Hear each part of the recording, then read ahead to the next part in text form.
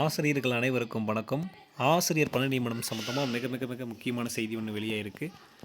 1,50,000 ஆசிரியர் பணியிடங்கள் அதிரடியாக வெளியிட்டிருக்காங்க. அது என்னங்கிறத பற்றி தெளிவாக அந்த வீடியோவில் பார்க்கலாம்.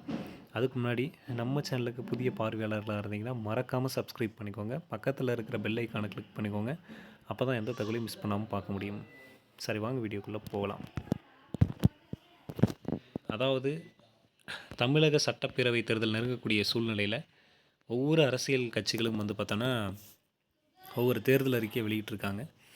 இதில் ஆளும் கட்சியான திமுக தாங்கள் இது வரைக்கும் ஆசிரியர்களுக்கு என்னென்னலாம் பண்ணியிருக்கோம் அப்படிங்கிற விஷயங்களை சொல்லியிருந்தாங்க.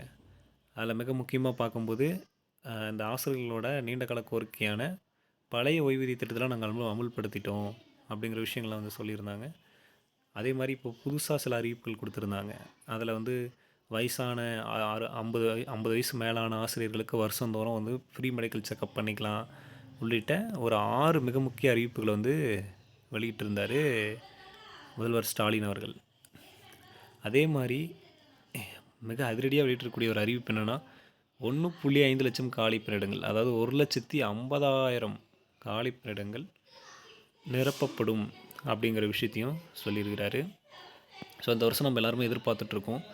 எஸ்ஜிடி வருமா, யூஜிடிஆர்பி வருமா, அதே மாதிரி பிஓ எக்ஸாம் வருமா, அடுத்து காமன் டெட்டு வருமா, ஒவ்வொரு எக்ஸாமுக்கும் நம்ம இது வருமா அது வருமானு வெயிட் பண்ணிகிட்ருக்கோம்.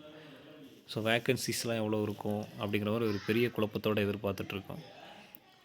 ஆனால் இந்த மாதிரி நல்லா ஹியூஜ் வேக்கன்சியாக சொல்லியிருக்கிறாங்க. 1,50,000 காலி பணியிடங்கள் நிரப்பப்படும் அப்படின்னு சொல்லிட்டு. ஸோ எல்லா எக்ஸாமுமே வருவதற்கான வாய்ப்புகள் இருக்குது. அதே மாதிரி ஒவ்வொரு எக்ஸாம்லையுமே ஒரு நல்ல ஹியூஜ் வேக்கன்சி இருக்கும். மறுநியமன தேர்வுக்காக நம்ம காத்திருக்கணும்னு அவசியம் இல்லை. இப்போ நான் இப்போ பார்டரில் மார்க் எடுத்துட்டேன், ஒரு மார்க் இருந்தால் நான் பாஸு.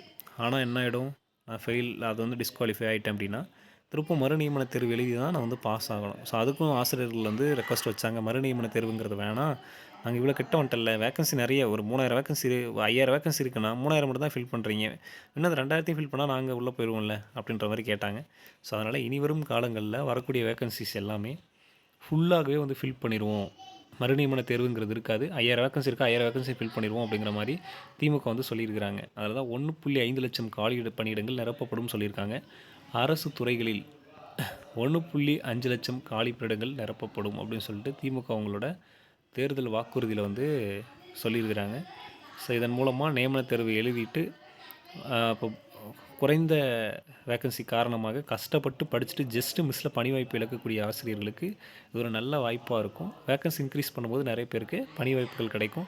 அடுத்த வருடம் நீங்களும் ஒரு அரசு ஆசிரியர்களாக இருப்பதற்கு என்னுடைய வாழ்த்துக்களை தெரிவித்துக் கொள்கிறேன். தொடர்ந்து படிங்க. டிஆர்பி முழுவீச்சில் செயல்பட்டு கொண்டு இருக்கிறது. தற்போது எலெக்ஷனுங்கிறதுனால எந்த அப்டேட்டும் இல்லை, அதனால் செயல்படலன்னு நினைக்காதீங்க. நல்லா செயல்பட்டுருக்கு. முடிஞ்ச உடனே அடுத்தடுத்த அறிவிப்புகள் வரும். சரிங்களா?